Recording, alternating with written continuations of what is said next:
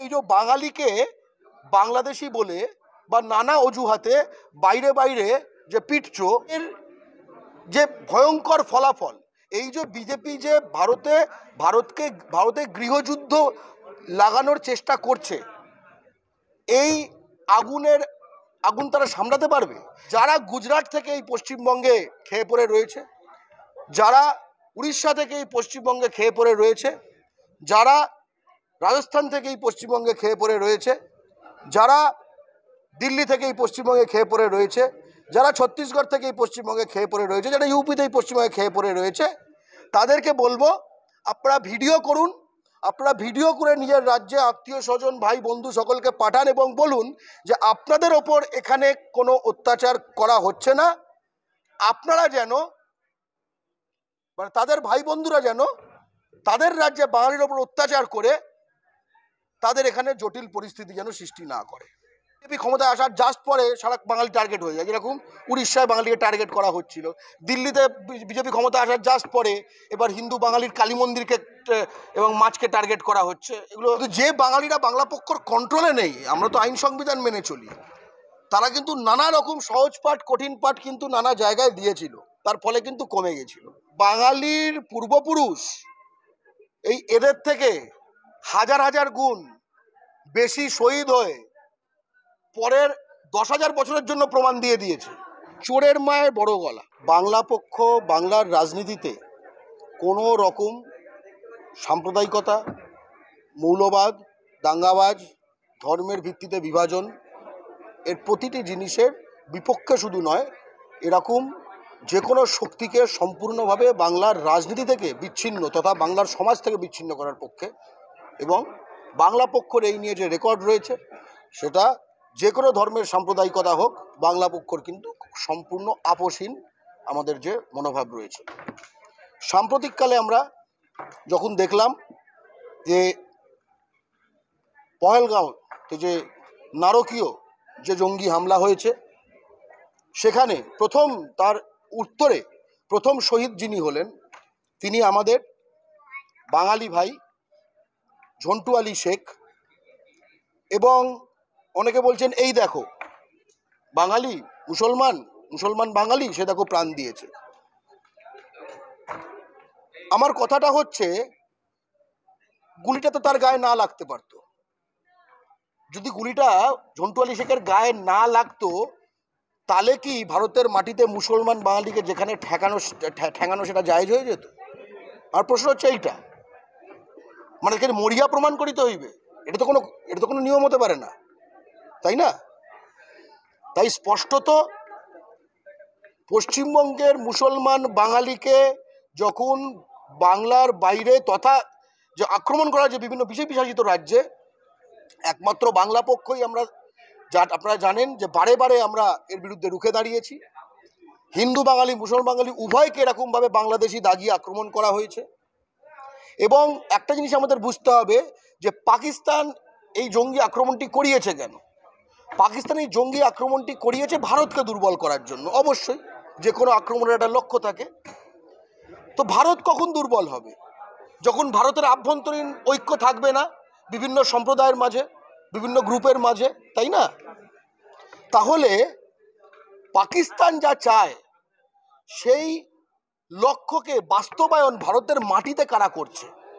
যারা পশ্চিমবঙ্গের মুসলমান বাঙালিকে, সেটা মহারাষ্ট্রে হোক, সেটা রাজস্থানে হোক, সেটা দিল্লিতে হোক, সেটা গুজরাটে হোক, সেটা ছত্তিশগড়ে হোক, যেটা উড়িষ্যায় হোক, পেটানো হচ্ছে। বাংলা পক্ষ একটাই কথা বলছে যে নিউটনের তৃতীয় সূত্র কিন্তু বাংলা পক্ষ কন্ট্রোল করে না, এটা মহাজাগতিক নিয়ম, ঠিক আছে? এটা বাংলা পক্ষ, এটা মানে ভারত, চীন, রাশিয়া কোথাও আলাদা না, অ্যান্টার্কটিকা, সুমেরু, কুমেরু, মঙ্গল গ্রহতেও আলাদা না, তাই না? তাহলে এই যে বাঙালিকে বাংলাদেশি বলে বা নানা অজুহাতে বাইরে বাইরে যে পিটছো, এর যে ভয়ঙ্কর ফলাফল, এই যে বিজেপি যে ভারতে গৃহযুদ্ধ লাগানোর চেষ্টা করছে, এই আগুন তারা সামলাতে পারবে? যে আগুন নেভাতে পারবে না সে আগুন জ্বালিও না, আমাদের খুব স্পষ্ট কথা। একই সঙ্গে যারা গুজরাট থেকে এই পশ্চিমবঙ্গে খেয়ে পড়ে রয়েছে, যারা উড়িষ্যা থেকে এই পশ্চিমবঙ্গে খেয়ে পড়ে রয়েছে, যারা রাজস্থান থেকে এই পশ্চিমবঙ্গে খেয়ে পড়ে রয়েছে, যারা দিল্লি থেকে এই পশ্চিমবঙ্গে খেয়ে পড়ে রয়েছে, যারা ছত্তিশগড় থেকে এই পশ্চিমবঙ্গে খেয়ে পড়ে রয়েছে, যারা ইউপিতে এই পশ্চিমবঙ্গে খেয়ে পড়ে রয়েছে, তাদেরকে বলবো আপনারা ভিডিও করুন, আপনারা ভিডিও করে নিজের রাজ্যে আত্মীয় স্বজন ভাই বন্ধু সকলকে পাঠান এবং বলুন যে আপনাদের ওপর এখানে কোনো অত্যাচার করা হচ্ছে না, আপনারা যেন মানে তাদের ভাই বন্ধুরা যেন তাদের রাজ্যে বাঙালির ওপর অত্যাচার করে তাদের এখানে জটিল পরিস্থিতি যেন সৃষ্টি না করে। এটাই খুব স্পষ্ট কথা। পশ্চিমবঙ্গ কিন্তু এটা দেখে দেখে মানবেন। আপনারা হয়তো জানেন যে যখন কয়েক মাস আগে যখন উড়িষ্যায় বিজেপি ক্ষমতায় আসার জাস্ট পরে, যেরকম বিজেপি ক্ষমতায় আসার জাস্ট পরে সারা বাঙালি টার্গেট হয়ে যায়, যেরকম উড়িষ্যায় বাঙালিকে টার্গেট করা হচ্ছিল, দিল্লিতে বিজেপি ক্ষমতায় আসার জাস্ট পরে এবার হিন্দু বাঙালির কালী মন্দিরকে এবং মাছকে টার্গেট করা হচ্ছে। এগুলো তো আমরা যেরকম এটি প্রতিবাদ করেছিলাম উড়িষ্যা ভবনের সামনে, কিন্তু যে বাঙালিরা বাংলা পক্ষর কন্ট্রোলে নেই, আমরা তো আইন সংবিধান মেনে চলি, তারা কিন্তু নানা রকম সহজ পাঠ কঠিন পাঠ কিন্তু নানা জায়গায় দিয়েছিল, তার ফলে কিন্তু কমে গেছিল। আমরা এত পাঠদান এই চক্র থেকে বেরোতে চাই, ঠিক আছে? আমাদের শিক্ষক হতে বাধ্য করবেন না, এটাই। এখানে একটা জিনিস যে দেখছি বারবার এই ঝন্টু আলী শেখকে নিয়ে কোনো রকম সিম্প্যাথি বিজেপি দেখাচ্ছে না, উল্টে একজন অর্জুন বিশ্বাস বলে নদিয়ার এক বিজেপি নেতা সভাপতি সম্ভবত, ভিডিওটা দেখেছি আমি ক্লিপটা শুনেছি, বলছে আমাদের দরকার নেই মুসলিম ভোট, আমাদের বলছে মুসলিম মারা গেছে আমি যাবো কেন। প্রথম কথা খুব স্পষ্ট কথা যে ঝন্টু আলী শেখ একজন বাঙালি, ঠিক আছে? সে মালয়েশিয়ান না, তাই না? সে ভুটানি না, সে বাঙালি। তার দাদা বড়দা সেও সেনায় আছে। সেনার প্রতি, ভারতীয় সেনার প্রতি কি কি বাহির হয়ে এলো যা আছে অন্তরে, এটা একটা বাহির হয়ে গেছে। আর তাছাড়া বাকিরা যে হ্যাঁ ঠিক আছে ওই আর কি, একজন বললো হ্যাঁ মরার জন্য ওই ডিউটিটা তো এই রিস্ক থাকেই, এই টাইপের এগুলো না। আমি প্রথমে সেটা বলছি, বাঙালির পূর্বপুরুষ এদের থেকে হাজার হাজার গুণ বেশি শহীদ হয়ে পরের 10,000 বছরের জন্য প্রমাণ দিয়ে দিয়েছে, আমাদের নতুন করে প্রমাণ দিতে হবে না। এক, কিন্তু বাংলা একটা কথা আছে, চোরের মায়ের বড় গলা, ঠিক আছে? কেন এই কথাটা বলছি এই প্রসঙ্গে? বিজেপি দলটা আমরা জানি এরা পশ্চিমবঙ্গে গুজরাটের স্বার্থ, ইউপির স্বার্থ, রাজস্থানের স্বার্থ, দিল্লি বিহার এসবের স্বার্থ দেখে, ঠিক আছে? স্থানীয় যারা করে তারা তাদের লোকাল ধরুন এমপ্লয়ি টাইপের, যেরকম তাদের যেরকম বলে সেরকম বলতে হয়। এবং তারা, আমি গতকাল আপনারা দেখবেন এটা হচ্ছে টুইটারে, আমি একটা কোয়েরি দিয়েছিলাম, গ্রক বলে যে জিনিসটি রয়েছে, আমি কোয়েরিটি একটু পড়ে শোনাচ্ছি, ঠিক আছে? কি লেখা আছে, আরে ভাই কি কোয়েরিটি পড়ে শোনাচ্ছি। এতে লেখা আছে, আমি তর্জমা করব। Dear Grok, can you list 20 names of most recent cases of Indians arrested for spying in Pakistan? অর্থাৎ সাম্প্রতিকতম যে কেসগুলো, যে ভারতীয় নাগরিকরা পাকিস্তানের জন্য গুপ্তচর বৃত্তি করার জন্য অ্যারেস্ট হয়েছে, আপনি কি তাদের নাম আমাদের দিতে পারবেন? এটা আমি জিজ্ঞেস করছি গ্রক এআইকে। বলেছি after that could you analyse the names, আপনি কি নামগুলোর অ্যানালিসিস করতে পারবেন?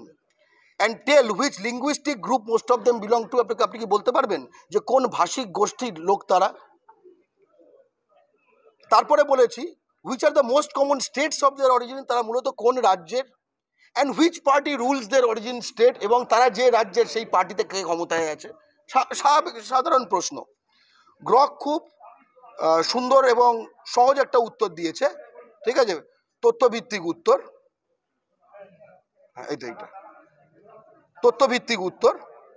সে যেটা বলেছে, ডিয়ার আমার নাম নিয়ে বলেছে, এই যে দেখতে পাবেন, এটাই মেন, এটা আমার প্রশ্ন, এটা উত্তর। সেটা হচ্ছে, dear Garg Chatterjee, due to limited 2025 data, কেন 2025 বলছে, আমি বলছিলাম মোস্ট রিসেন্ট, ওই জন্য I can provide recent cases of Indians arrested for spying for Pakistan. আমি শুধু সাম্প্রতিকতম কেসগুলোর কথা বলতে পারি, মোস্টলি ফ্রম 2024। 1 নম্বর, মোহাম্মদ সাকলেন, গুজরাট, 2024। 2 নম্বর, প্রবীণ মিশ্রা, গুজরাট, 2024। 3 নম্বর, লাভশঙ্কর মাহেশ্বরী, গুজরাট, 2023। 4 নম্বর, সত্যেন্দ্র সিওয়াল, উত্তরপ্রদেশ, 2024। এই 4টে কেস, তার মধ্যে এগুলো হচ্ছে সবচেয়ে ভয়ঙ্করতম যে কেসগুলো তারা পেয়েছে। লিঙ্গুইস্টিক অ্যানালিসিস শোজ ডাইভার্সিটি, ভাষিক যদি অ্যানালিসিস করা যায় তার মধ্যে বেশ বৈচিত্র্য রয়েছে। কী কী পাওয়া যাচ্ছে? উর্দু আছে, হিন্দি আছে, যেটা সুপ্রিম কোর্ট রিসেন্টলি বলছে একই ভাষা এবং আমরা সকলেই জানি, আর রয়েছে Gujarati. Most cases originate from Gujarat, অধিকাংশ কেস গুজরাটের, এবং এই দুটো যে রাজ্যের কথা বলা হচ্ছে দুটোতেই বিজেপি ক্ষমতায়। এইটা হলো সামারি, এবং এটা আমার বানানো সামারি না।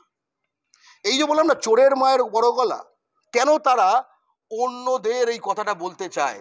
দেখবেন পকেট মার যদি পাকা পকেট মার হয়, পকেট মেরেই পকেট মারি হয়েছে বলতে শুরু করে, যাতে কিনা তার উপর সন্দেহটা না পড়ে। এখানে ঘটনাটা তাই এক। তবে যেহেতু এই দলটা পশ্চিমবঙ্গের বিধানসভায় আছে, বিধানসভায় থেকে পশ্চিমবঙ্গ ভাগ করার কথা বলছে, ইত্যাদি ইত্যাদি, পশ্চিমবঙ্গের মানুষকে ঐক্যবদ্ধ হয়ে মানে ঐক্যবদ্ধ সবসময় হিন্দু মুসলমান না, ঐক্যবদ্ধ মানে হচ্ছে পার্টির ঊর্ধ্বে ঐক্যবদ্ধ হয়ে কিন্তু এই বাংলা ও বাঙালির শত্রুদের রুখতে হবে। তারা অমানুষ হতে পারে, কিন্তু বাঙালিকে বুঝতে হবে তাদের সন্তান যেন অমানুষ না হয়। আজকে ভেবে দেখুন, যখন ভারতীয় সেনার 6th প্যারাশুট রেজিমেন্টের স্পেশাল ফোর্স অর্থাৎ কমান্ডো ট্রেনিং প্রাপ্ত ঝন্টু আলী শেখ, সে যখন প্রাণ দিল, আত্মবলিদান দিল, শহীদ হলো কাউন্টার টেররিজম অপারেশনে, সন্ত্রাসবাদকে, জঙ্গিবাদকে ধ্বংস করতে, তার এই খবরে যদি আপনার স্বজাতির কেউ হাহা রিয়াকশন দিয়ে থাকে, আপনি একটু শুধু ভাববেন যে আপনি কি চান আপনার সন্তান আগামী দিনে এই হাহা রিয়াক্ট করার লোকগুলোর একজন হয়? এবং এই হাহা রিয়াকশন করার লোকজন বৃদ্ধি তখনই হবে যখন এই বিজেপি টাইপের শক্তিগুলি পশ্চিমবঙ্গে বৃদ্ধি পাবে। তার মানে আপনার সন্তান যেন অমানুষ তৈরি না হয়, তার জন্য পশ্চিমবঙ্গে বিজেপির মতো একটা ভয়ঙ্কর দলকে, বাংলা ও বাঙালির শত্রু দলকে, হিন্দি সাম্রাজ্যবাদের দালাল দলকে, ঠিক আছে, হিন্দি এবং উর্দু সাম্রাজ্যবাদের দালাল দলকে পরাস্ত করতে হবে।